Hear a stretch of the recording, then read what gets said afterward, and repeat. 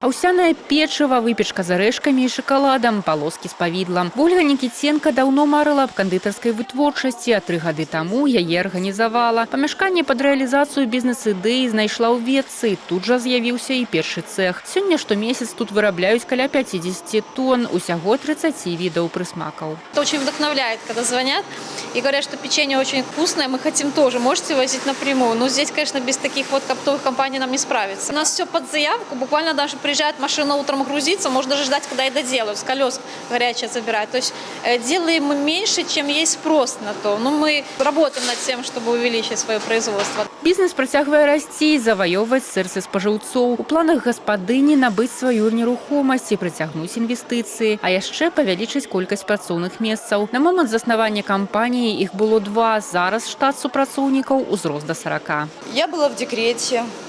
Услышала то, что есть место.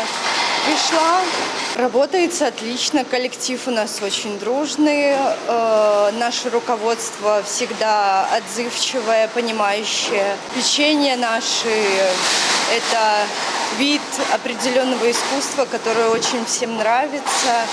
Все его любят. Далей у маршруце гомельскі праванс. Гаспадары вырошчваюць 6 гектараў лаванды. У маі красуня яшчэ зелёная, але праз 2-3 тыдні яна заквітнее і стане цэнтрам прыцягнення сотняў турыстаў. Дарэчы, побач хутка з'явіцца новая цікавая локация. Рядом, буквально в 2 километрах от лавандового поля, у нас на сегодняшний день планируют к развитию инвестиционный проект в сфере туризма. Это будут мобильные домики, где будет создан премиум отдых, но с сохранением естественной живой природы, что нам позволит в последующем обозначить такой туристический кластер. Это будет наш знаменитый Ветковский музей, лавандовое поле, и, естественно, мы сможем предоставить туристу, уже избалованному на сегодняшний день, премиум-продукт, где будет вся инфраструктура, все условия, но они будут находиться в живой, красивой природе. Не лавандай адзінай. Дырэктар фермерскай гаспадаркі Олег Дабулях разам з сям'ёй вырошчвае пладова-ягадныя культуры. Прадукцыя 30 гектараў сада, аружжа, а таксама саджанцы розных гатункаў ідуць на рэалізацыю па ўсёй краіне.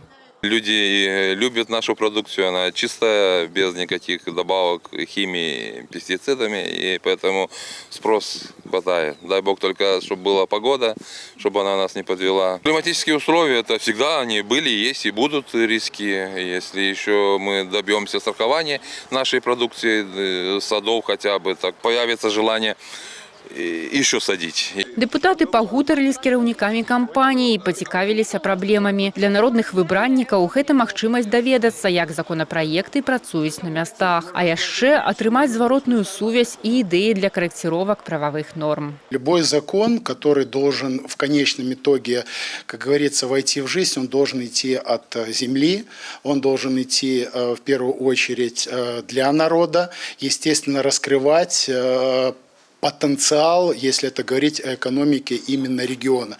Поэтому нам это позволяет изучать ситуацию, непосредственно общаться с теми, кто этим законом пользуется, видеть нормы, требующие естественной корректировки, потому что жизнь не стоит на месте. Для вывучэння Веткаўскі раён абраны не выпадкова. Ён аграрны, буйных прамысловых прадпрыемстваў няма, а таму малы бізнес знайшоў сваю нішу і рэсурсы для развіцця. Тут ён фарміруе звыш 30% доходнай часткі бюджэту. Тема нашего выездного заседания – это усиление роли малого бизнеса в развитии регионов. И когда мы изучали стат-данные, когда мы изучали ситуацию в целом по стране, мы обратили внимание именно на Ветковский район. Почему? Ну, во-первых, потому что здесь неплохие, я бы сказал, показатели. В целом по развитию бизнеса.